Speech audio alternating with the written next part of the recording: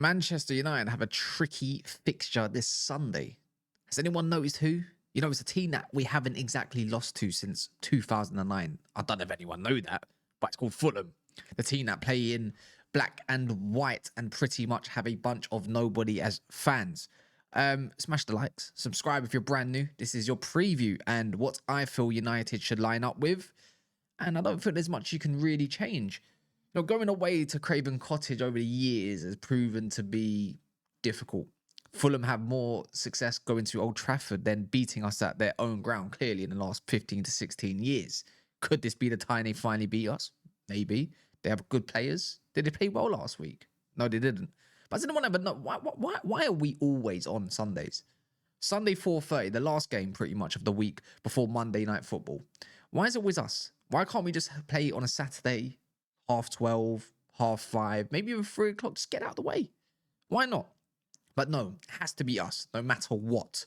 Always the last game when there's eyes on us. And don't get me wrong, pressure, pressure, pressure, which isn't exactly our greatest asset right now. We'll see how well we do with under pressure.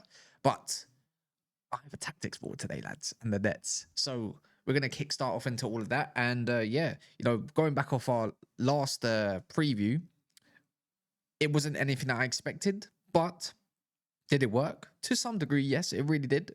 Did it fool a lot of people? Yeah, maybe. Did we jump the gun a little bit? Yeah, maybe. But we didn't get that W. So without further ado, as you would say, this is going to be my team. I don't know if anyone really wants to agree with it, but you can see everything on the screen just for you guys. But Fulham didn't actually play that well against Brighton. They were lucky to even come away from the Amex with a point. You know, one thing that exposed them highly was actually that it was their fullback areas. Now, imagine this is Brighton, right? And for me, there was easy areas that they could not handle. And those areas there would be this area right here, as you can see with Tete. I believe it was Kenny Tete playing, and also the areas, not that one, go backwards, that kind of field of vision there. And also not them as well, but everyone knows what area it's going to be, but it's somewhere, you know, around them lines where Euro and also Shaw have had a lot of success against Arsenal. But this is my team. Look, as you can see, I've got Anana. Yeah, I've got Anana. It's as simple as that, lads. I'm sorry, be in there fans, anyone else that agrees or wants to disagree. This is a I just don't like being there. I just don't believe that goal against, or as much as I don't like Anana, I just don't believe that goal goes in if he was in goal. He's a lot more stronger in the air than that man there. And that's not even by a margin, but at least he believes in himself a little bit more commanding at the very least. But I would only change one, I believe, 2 players in our team, and it's quite evident. You know, whether you got Sesko up front here, or you got the likes of Ahmad as well, which some may argue should have started against Arsenal. See, they're for me again the 2 areas that what could have been if they did start. Were they fit? I don't think so. But overall, we'll find out if they do. If Sesko even 100% yet, Ahmad's definitely deserving of more minutes, because when it does come to the likes of, you know, the low, he does not offer that much. But in terms of what I want is the same 3. The same 3 as before, because weirdly enough, I'm not Shaw's biggest advocate, right? And he kind of surprised me being aggressive. He's usually quite passive, and I feel like many others would actually agree with me. Euro's a shoo-in. There's no doubt about it. Euro just is class, right, at the moment. But he's a shoo-in, right? But one thing I like about Shaw is his field of vision, at least. I don't want him to be our long term, because he's just going to let us down. I don't want him to get no new contract. I don't want, you know, it might be a good asset for England, but it's pretty much his field of vision, you know. For me, at least with Shaw, you've got a lot of that range. Same with Euro as well. This is why it really worked for me, is because when they play the ball in front of them, they are quite good in possession. They are very much willing runners. They are much willing passers as well. They want to break lines. So if we can do something along the lines against, you know, who was playing it? There's a new boy on the block. Funny enough, his name's Josh King. He played all right, but they had Wilson and Iwobi. And something that they do very well is, of course, is press. So I'm not going to deny that. But I feel like the other one that's been spoken about heavily, and I'm pretty much sure, you know, I'm going to highlight it because I haven't spoken about it, is this man right there. Man like De Ligt. De Ligt is, for me, taking control of that centre back spot. I think he fooled a lot of people as well. And everyone's seen this, you know, when it comes down to popping the ball into this kind of formation. What would you want to call it when in build up? It's a little bit weird, but we'll go for it anyways. We'll have a little try. Is that when Onana does have the ball, right? Let's just say Onana does have the ball right there. You know, one thing I do like when Shaw and Euro's here is that when he comes in with Casemiro is pretty much allowing everyone to pretty much take up position. And even when we did pop the ball into De Ligt, it's how long can that last? You know, if Onana's going to ping the ball into De Ligt, how do you evade all the space? Well, pretty much from what I was seeing in our build-up is that, weirdly enough, what Casemiro would do is curve this run. And when he curves that run, it pretty much gives Euro every little bit of, let's call it freedom, to pretty much go over into this area over here. So when he does make that run, a player has to follow him, meaning De Ligt can and will pop that ball straight over for Euro to run into. And then before you know it, got likes of Diallo, got likes of Bruno Fernandes. And then again, what I do love is the fact that we now got Sesko here. If I can highlight him here, everyone can see him, right? Being the focal point of that attack, whether he stays there or not.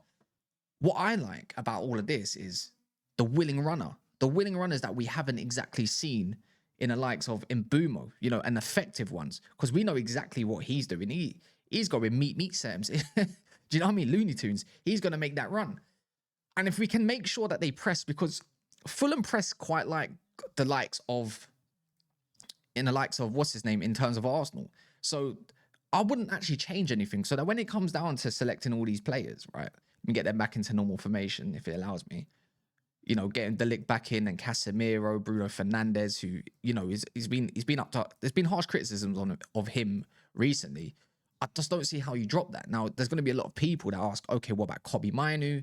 What about the likes of, I don't know, Mason Mount? They play really well. Well, I feel like this, you don't want to change too much. I would like to see Kobbie get some valuable minutes. I wouldn't actually mind Kobbie coming in, and it wouldn't happen. Let's be real. When it comes to this part of the midfield, it's hard to find what kind of balance is going to be there. But right now, I don't want to change what's not broken at this minute. I think Kobbie should be definitely getting a lot more minutes than the likes of, I don't know, Ugarte. So, so for me, this is exactly where I'm going to put myself. You know what? Let me put myself into a little bit of a circle. Ta-da! I can make myself a little bit larger too. But yeah, I wouldn't really change much with this. Unless you've got a different thought process, then do let me know in the comments. But if you're going to move up the pitch, one thing that is a man that hasn't exactly been highlighted a lot, and he's getting his flowers now, is Dorgu. It's the amount of, you know, you can't put no one else there. It's the amount of, you know, area he's willing to cover. For me, you know, he's definitely someone that runs very much a lot of the time. And when it comes to just doing this line, he's unbelievable. He is unbelievable. You know, he's just an athlete. And better deliveries, I think we're going to see definitely a revamp kind of Dorgu. But I just can't wait to see that the pairing of Dorgu and Ahmad is, for me, again, going to be the ones that might take this game, especially if you've got the likes of Kenny Tete and how Fulham's going to set up. See, I'm quite new to doing all this stuff now, so I'm trying to improve. So I'm not going to put Fulham on the board just yet. There's too many moving pieces. I could do it something separate. But when we do get De Ligt, right, you know, when De Ligt does get the ball, I'm going to expect that, you know, the likes of Marco Silva is going to try and find a way, especially this week, to deal with, how do you deal with this setup right here, correct? Right? And it's the other one. This is where I'm finding, okay, whether it's Cunha, that's going to drop a little bit deeper, whether it's Mbeumo, whether it's Diallo going to come here, set up a little bit more, and you've got more like of this disjointed kind of like front two is, imagine you want to just bypass that. The new option is bypassing. And it is pretty much, let's be real, it's got to be down to this man here. That when you can bypass that press, so Fulham all come up the pitch, this is why Sesko has to start for me. And I feel like it was quite evident. You know, you want Cunha Not when he had a great game against Arsenal. But you don't want Cunha where he has to keep his back to goal. I can't have it. Imagine this is Mount, right? I could put Mount in. I can't be asked to do it. But imagine that is Mount. And when we did have Cunha, my whole thing is when his back's to goal, I don't want his field of vision being here. I don't want that at all. You get a better. You can see in the Cunha of the second half, right? That was much better. It's when you did have the Cunha that could pretty much see every little bit going from this way, right? And that's when you just get the better version when he's running that goal. So yeah, I feel like the team kind of speaks for itself because even in Mbeumo, let's be real,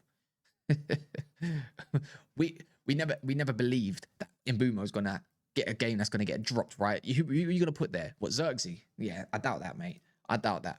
But this is definitely my 11, and you know what?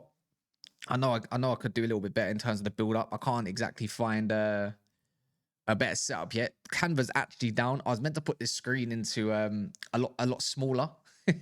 So you guys could see. But remember, this is a new process. So if I do move people up just that little bit, I don't know why it keeps doing that, right? But you can definitely see who's there. Look, I've got Yoro, I've got Delict, I've got Shaw, Dorgu. You know how it goes. I don't know who you guys would change. I know there's a lot of Cobby fan. I'm a huge Cobby fan. I think he's definitely one for the future, right? But I just don't think like we should shoehorn that as of yet. So predictions. Let's get down into our predictions, right? As soon as I pop off this filter, let's get rid of this before this scene kills me. I feel like United's going to win this one 2-0, if not 2-1. I don't see how we don't concede in this whole game. It's because we just seem to concede all the time. And especially when it comes to corners, they got man like Wackham Anderson. I think that's Jauchin, Walkim. I don't even know how to say. They got Anderson at the back and they got Calvin Bassey. If I'm correct, I think Bassey might have scored against us before from a set piece. That might have been at Old Trafford. But there's definitely space to exploit. Can you get around Sander Berg, who's going to definitely be a controller? And can we find our press yet again? Let's see if we can do that in game week 2 and get some 3 points because they're very much needed and there's a lot of pressure in this game. There's a lot of excitement, hope, and of course a lot of expectation. And when there's a lot of expectation, United, we seem to get let down time after time after time. Cindy Lauper saying. So yeah, I'm gonna go for 2-0. And I would like, you know what? I think Sesko. I think Sesko and Mbeumo. Oh no, Sesko and Cunha. I think they score. Anyway, smash the likes. Let me know what you think. Definitely trying to improve, but the graphic stuff, you know, I can't put myself into, let's say, a slot here and then just have the field here because that's exactly what I wanted to plan. But, you know, technicalities, right? Technicalities. Subscribe if you're brand new and peace.